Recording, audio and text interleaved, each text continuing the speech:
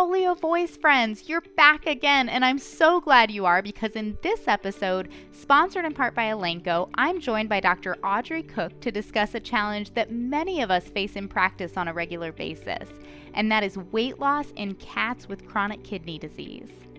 I mean, it can be heartbreaking to watch these kitties shrink down while dealing with chronic kidney disease, despite our best efforts to keep them eating and keep weight on them. So Dr. Cook and I dive in to discuss the why behind weight loss and how to manage it and keep our feline friends eating. Dr. Audrey Cook obtained her veterinary degree from the University of Edinburgh. She completed an internship in small animal medicine and surgery at North Carolina State University before starting her residency in small animal internal medicine at the University of California, Davis. She's board certified through the American College of Veterinary Internal Medicine and the European College of Veterinary Internal Medicine. In addition, she's one of the few internists with additional certification in feline practice through the American Board of Veterinary Practitioners. Her professional interests include endocrinology, gastroenterology, and interventional radiology and endoscopy. Dr. Cook is currently the co-chief of the medicine section at Texas A&M College of Veterinary Medicine and Biomedical Sciences. She was delightful to talk to and had so many helpful insights on management of these poor kitties, but don't take my word for it. Here's our episode.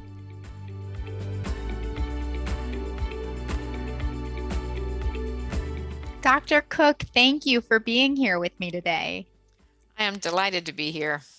Oh, I am delighted to have you and delighted to talk about this topic that I feel like it's something that's so important, but, maybe one of those things that we throw our hands up too soon and go, well, this is just a fact of life. So let's talk about weight loss with chronic kidney disease because there is something we can do to help these cats. Exactly. I think you're right. I think we have just kind of shrugged and said, well, we expect our CKD cats to get slowly smaller, and there was not much we could do. And so we have tended to kind of not look at the problem because we hadn't got solutions. But now we do have some options. So I think it's wonderful that this discussion is being started and people are starting to look at these patients and think, we actually can do a bit better. We've kind of already touched on this first question, but along the lines of we know that CKD cats, CKD, of course, being chronic kidney disease, we know that they lose weight. So I guess the first question is this a problem that we should address?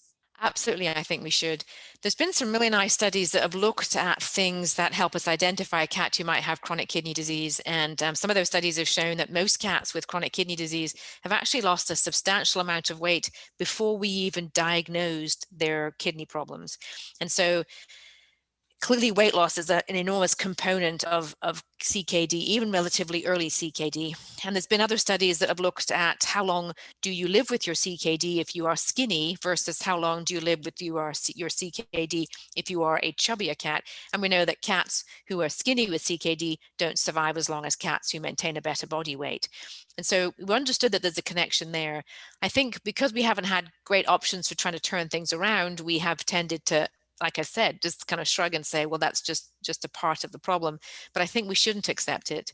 Certainly based in studies from the human perspective, if you're managing your CKD with hemodialysis, your longevity is going to be worse if you are losing body condition. And so in people, they know that if you're losing weight, even if your renal disease is being managed with hemodialysis, you're still not going to live as long as a person who's managing to maintain a good body weight, also undergoing dialysis.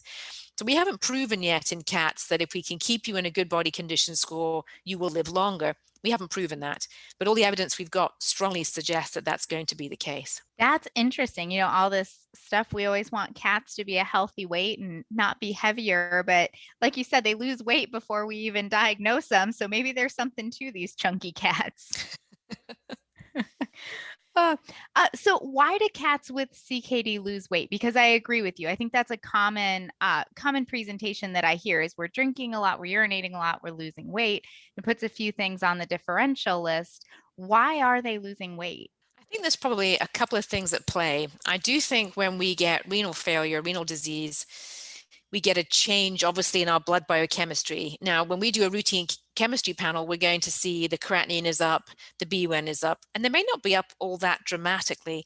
And I think one thing we need to bear in mind is that what we measure on a chemistry panel is absolutely the tip of the iceberg of the actual biochemical changes that happen in blood and the extracellular fluids when you have chronic kidney disease.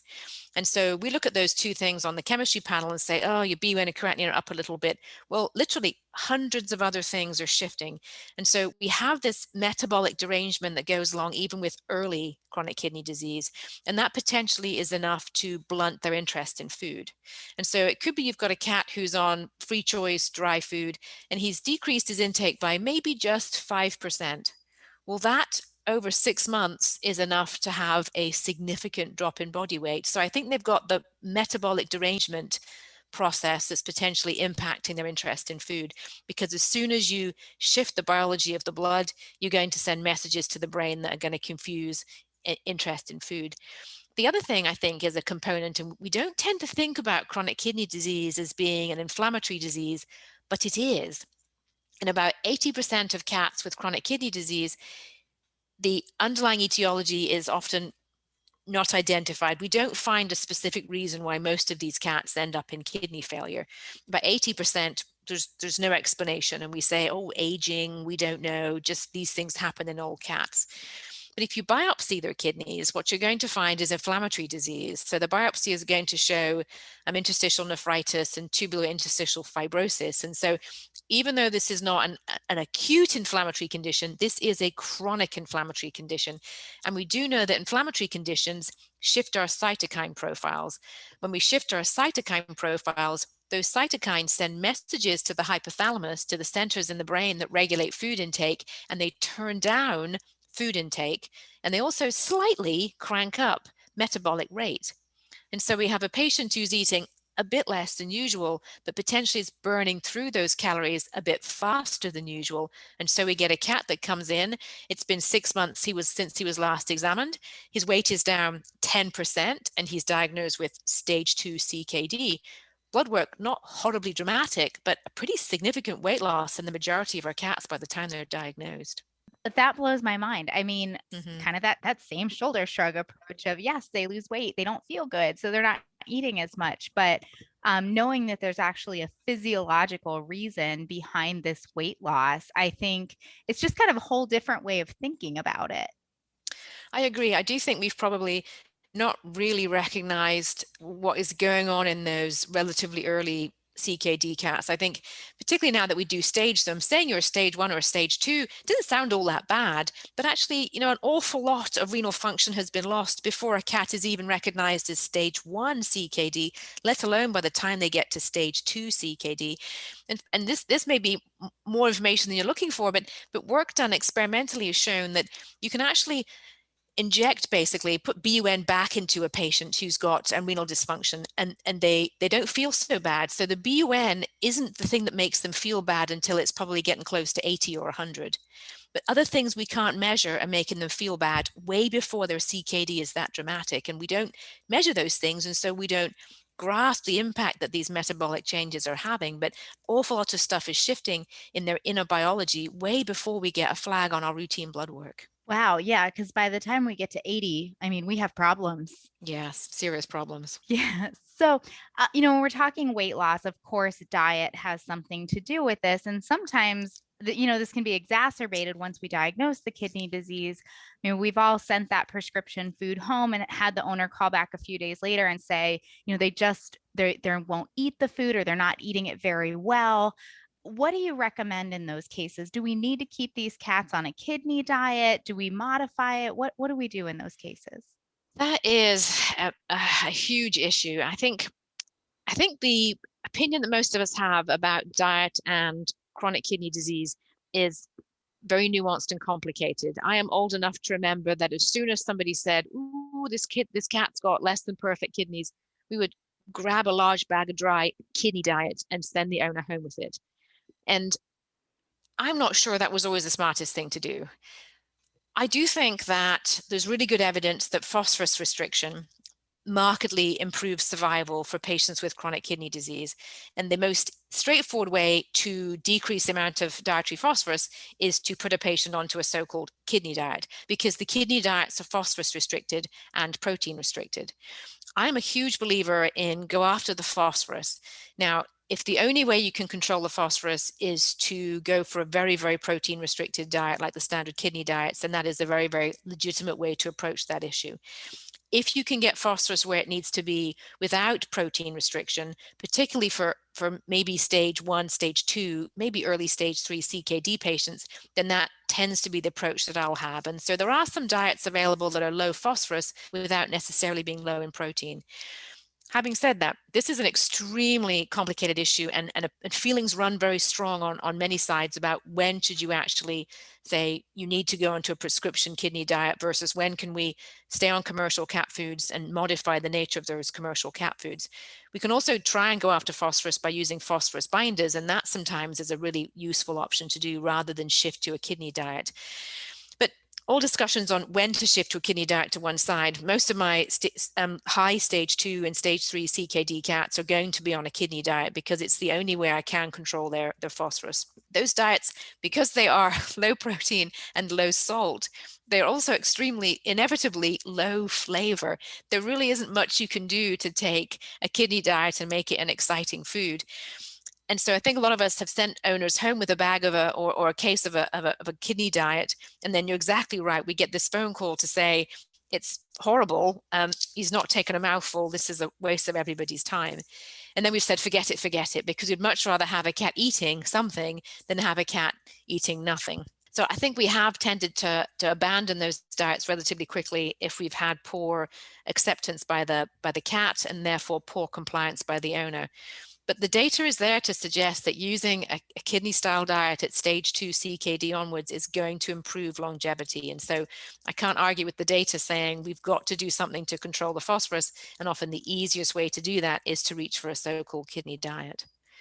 I think some things that can help are making a slow transition. It's never successful with a cat to make a fast transition. We've also got to be sympathetic to cats' feeding behaviors. And so cats will learn, I think it's in the first certainly by the time they're 6 months of age, they will have learned what food should look and feel like. And that will depend upon what they're offered when they're very, very small. And so if you've got a cat who was basically weaned onto triangular shaped dry food, and that is the only food that cat has had until it's 10 years of age, it's actually never going to survive on a wet food. It will never take in enough wet food to maintain its body weight because the cat actually doesn't think the wet food is a food. The cat has actually been programmed. We've trained that cat to think dry triangles are food. And so sometimes even offering a dry food that's a different shape can be an issue because the shape of the food is now part of the cat's experience. And so a round kibble, I won't eat it. It has to be triangular. And so unfortunately, lots of our cats have been trained since childhood to have a very, very narrow palate. If they've only eaten one brand of food, then it's a dry food and it's a certain shape. You are going to have a heck of a time trying to get that cat onto a wet food, practically impossible. And even a different shaped kibble can be a challenge. So I always urge cat people to mix and match the foods. Don't attach yourself to a brand. Offer wet, offer dry, offer triangle, offer pebbly, offer all kinds of different things so the cat doesn't get this very, very narrow appreciation of what is a food.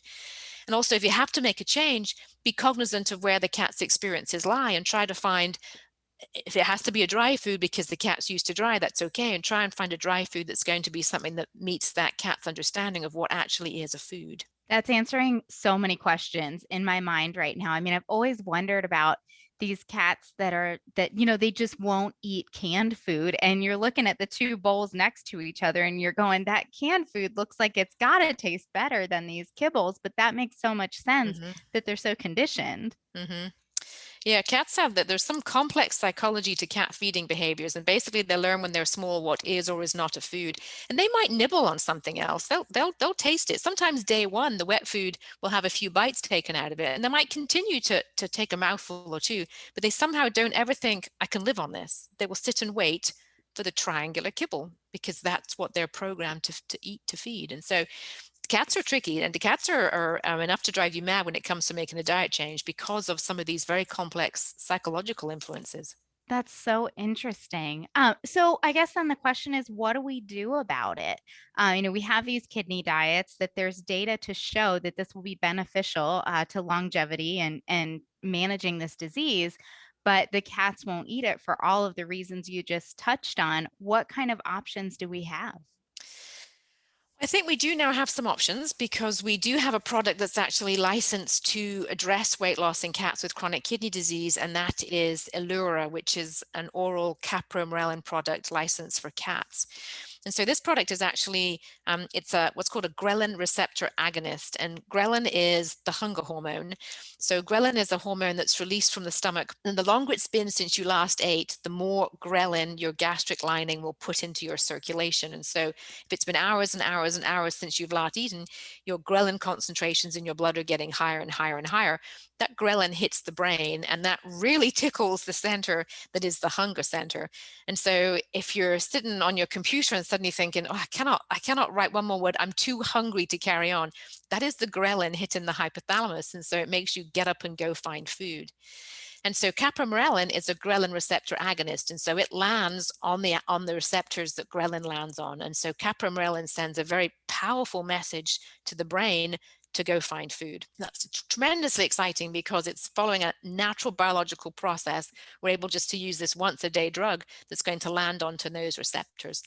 So I'm tremendously excited about bringing this into my toolbox for cats with chronic kidney disease, particularly if I'm going to have to make that difficult diet change. And so my plan with the Allura is not to overwhelm the cat, but let's try the Allura by itself on the regular food for a few days, get the cat hungry, excited. Food is more fun than it has been because my hypothalamus is making me want to go eat more. When the cat is up and running and actually a bit hungrier than he was, that is the time to slip in. And again, take 5 to 7 days to do it, but slip in your target prescription diet.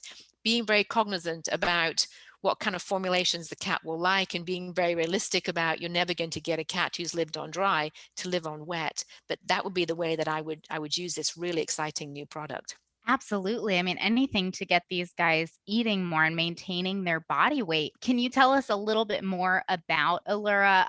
How does it work? And then, of course, how effective is it? So we do know that it's going to be working on those ghrelin receptors. Ghrelin actually is a pretty fascinating hormone because it does tickle the hunger center in the hypothalamus, so it makes you want to go eat. It also does some pretty fascinating things as far as improving the production of growth hormone. And so not only are you driven to go find food, but the food that you do take in, you're more inclined to convert into useful lean muscle. You're not going to take in those calories and park them as fat. You're actually, because of the growth hormone, much more metabolically driven to adding some weight and adding useful biologically active weight, which is really, really exciting. Ghrelin also has some anti-inflammatory properties, and so we haven't been proven yet. I can't say for certainty that capromorelin does the same thing as far as mitigating inflammation, but we know that ghrelin is an anti-inflammatory. And if capromorelin is hitting those same receptor systems, there's a pretty good chance that may also be down-regulating some of the inflammatory processes that go along with chronic kidney disease. And that's also going to help you want to eat because we've knocked out some of those cytokines that inhibit intake. As far as its efficacy, we've got some really nice data from Elanco about the impact of it. And so we've got some data from perfectly healthy cats where they were trying to figure out what is the best dose of Allura. And basically, they looked at various doses, and every cat who got Allura, even at relatively low doses, tended to gain weight. But on the data they got, they picked the label dose, which is 2 mg per kg, just once daily. And then there was some amazing work done on very large numbers of cats recruited from first opinion practices with chronic kidney disease. And to be enrolled in the study, the cats had to have a documented weight loss, and they had to be diagnosed with chronic kidney disease that's best the practitioner could tell was stable. Obviously, sometimes hard to know in one visit if your CKD is truly stable, but those were the enrollment criteria. They enrolled a large number of cats, about 2 to 1 got the Allura versus the placebo, and then they tracked their body weight. And the study ran for just about 8 weeks. Some of the graphs that came from that study were amazing because even by day 15, the cats who were getting Allura had gained on average 3% of their body weight. If you track them out for the 8 weeks of the study, after 8 weeks, the cats getting Allura have gained on average 5% of their body weight, which is pretty good going for less than 2 months. And then you look at the graph of the cats who are getting the placebo. Bless their little hearts, they're getting littler and littler. So by 8 weeks into the study, the cats who are on the placebo have lost another 1.6% of their body weight on average. And so you have this really heartbreaking graph where the cats on the control are just drifting down, down, down, down, and the cats on the Allura are moving up rapidly with this really nice weight gain of 5% on average in just 2 months. That is amazing. It sounds like something, that we definitely want to reach for with chronic kidney disease. So, of course, the next question to follow would be safety. Are there any safety concerns we should be aware of with it? Contraindications, times we shouldn't reach for it? Those are great questions. I think certainly as far as times we should not reach for Allura, I've kind of got two categories in my mind. Because of its impacts on growth hormone, it would not be something we should use in cats who we knew had hypersomatotropism or acromegaly. So if you have confirmed acromegaly or have reason to suspect a cat has acromegaly, this would not be an appropriate choice.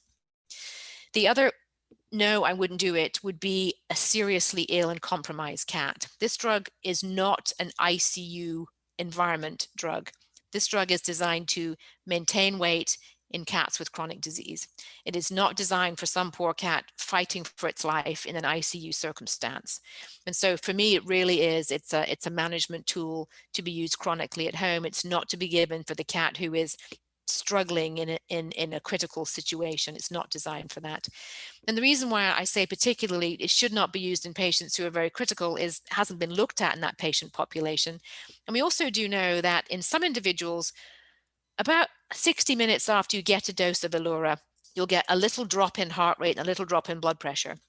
And if you're basically stable, that's interesting. You can pick it up with telemetry, but it really has no consequences.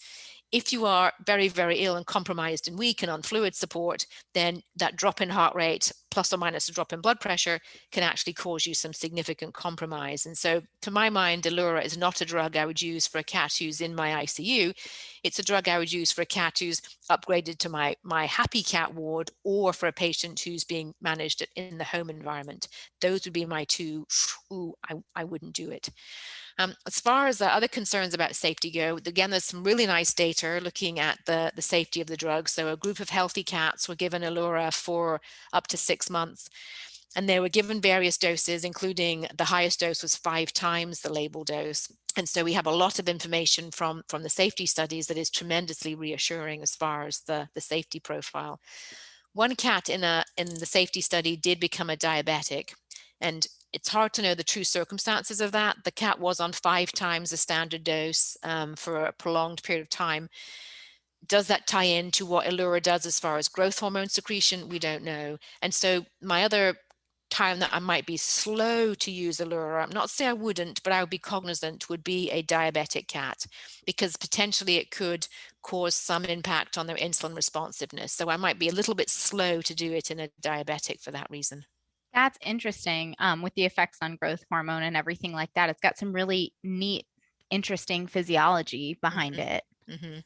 Yeah, the ghrelin receptor agonists are a very exciting drug class, and we're very lucky in veterinary medicine because we have licensed products now versus there's still studies undergoing in the human field for this same drug class. And so we've actually jumped ahead of the human field as far as we are the first group to get a ghrelin receptor agonist on the shelf and licensed for use in both dogs and cats. And so that's tremendously exciting. That is exciting. I don't feel like we're always ahead of the game there. That's great. Yes, for once, we're not borrowing drugs from the human field. We've actually leapt ahead of them, and we have Allura for cats, and then we have enticed as an appetite stimulant in dogs, and so we really have leapfrogged over where they are in human medicine, which is wonderful. We touched earlier on getting that phone call from the owner where they're saying, you sent me this diet, now my cat's not eating it. What do I do? So, when we're monitoring these kitties that are on Allura, of course, we can bring them in and weigh them and see if they're gaining their body weight, but the owner probably is going to want to have some idea of how they're doing at home. So, what are your recommendations as far as owners monitoring these cats at home to see, to just to have a general idea of how much they're eating? I think we need to really encourage our owners to recognize that monitoring intake is tremendously important. Most of our owners of cats are very, very good at noticing changes in litter box activity because we scoop it. And so when you scoop it, you notice when there's more or less, or something is not as formed as it should be.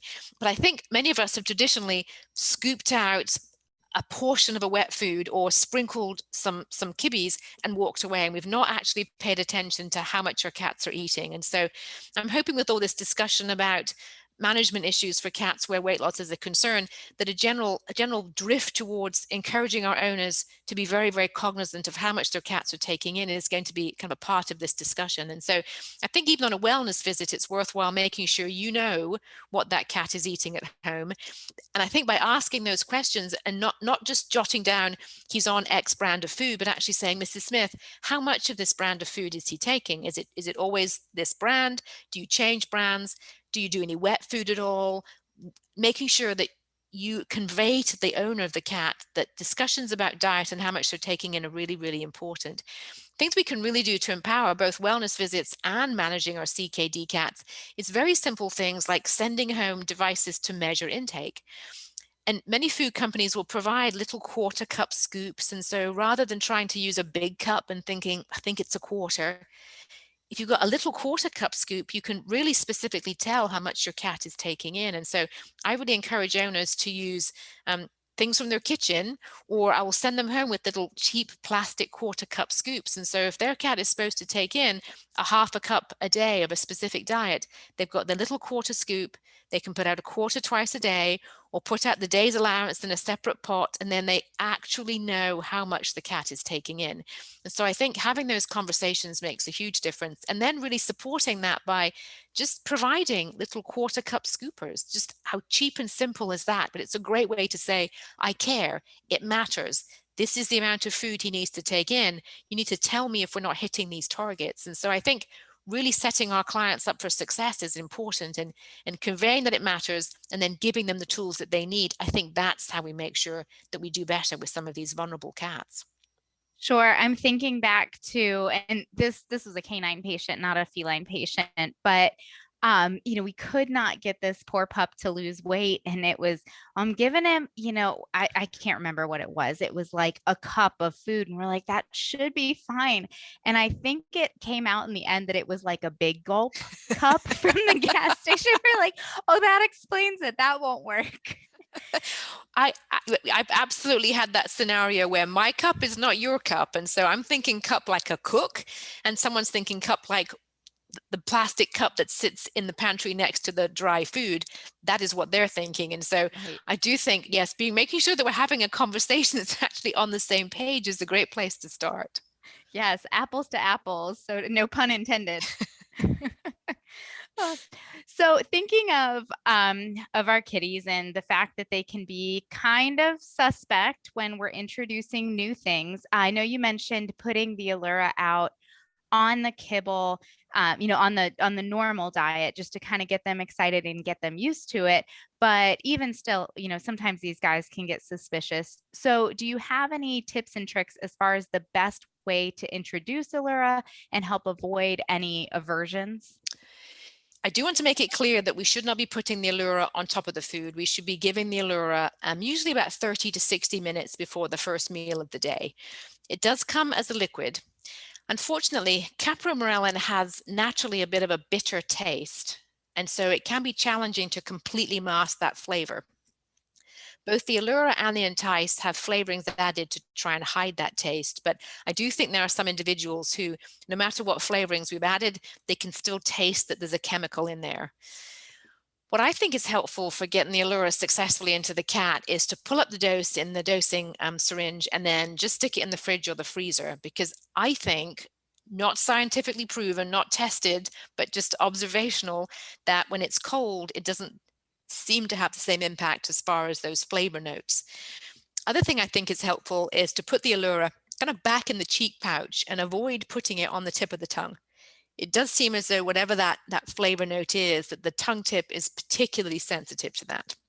So put the Allura in the back of the cheek, and I think chilling it first really helps. The other thing that was suggested to me, and I haven't yet done this, but I thought was a clever idea, is to actually pull up something very flavorful, like a little bit of beef baby food or pulverized tuna into your dosing system, and then pull up your little dose of Allura, which is usually about half an ml, and then pull up a little bit of your good flavor. And so the cat tastes good flavor, not so nice flavor, good flavor, and then hopefully the administration of the product is more straightforward. So I think that's a really interesting thing to try. When a person is first starting their cat on Allura, some cats do seem to salivate a lot when they get the Allura, and I'm not sure if that's just a flavor thing or if it's actually some part of the Allura actually hitting the system. So some people say, oh, the drooling was a bit of a shock. And so I do say to owners, there can be some salivation when you first start it. Don't take that as a sign of distress. It's a reaction we do see in a small percentage of cats. So I always warn owners about the hypersalivation, just so they're not surprised or startled. And then try and give them those tips for making it as successful as possible. Well, this is really exciting to, like you said, have another tool in our toolkit to keep these CKD cats healthy. Thank you so much for being here and sharing it with us. Is there anything else you'd like to share? I don't think so. I think we've covered the high spots. I do think it's tremendous that we're talking a lot more about ways to maintain weight in our CKD cats.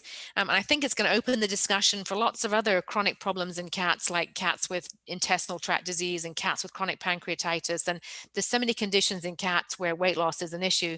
And then often for the owner's perspective, watching your cat get pickier and pickier and skinnier is extremely difficult to deal with. And so I think there's a psychological component from the owner's perspective that goes along with trying to manage a dog or a cat with a chronic illness when they're not eating well. And so I'm really excited we have ways to keep the weight on them, keep them physically strong, keep them interested in their prescription diet. I think all these things are really going to enhance longevity. Absolutely. Well, Dr. Cook, thank you again. Thank you very much for having me. Thank you, Dr. Cook, and thank you to Elanco for sponsoring this episode. I hope you guys walked away with some valuable knowledge and new tools in your toolbox for how to manage these skinny kitties. If you'd like to find more episodes like this, click on the Education tab on Vetfolio's webpage. As always, we'd love to hear your input on this session, as well as ideas for topics you'd like to hear from us in the future. Feel free to reach out to me at dvm@vetfolio.com. You can also visit my Facebook page at Dr. Cassie DVM, and you can find me on LinkedIn. And remember, if one animal is better off because of you today, it's a great day.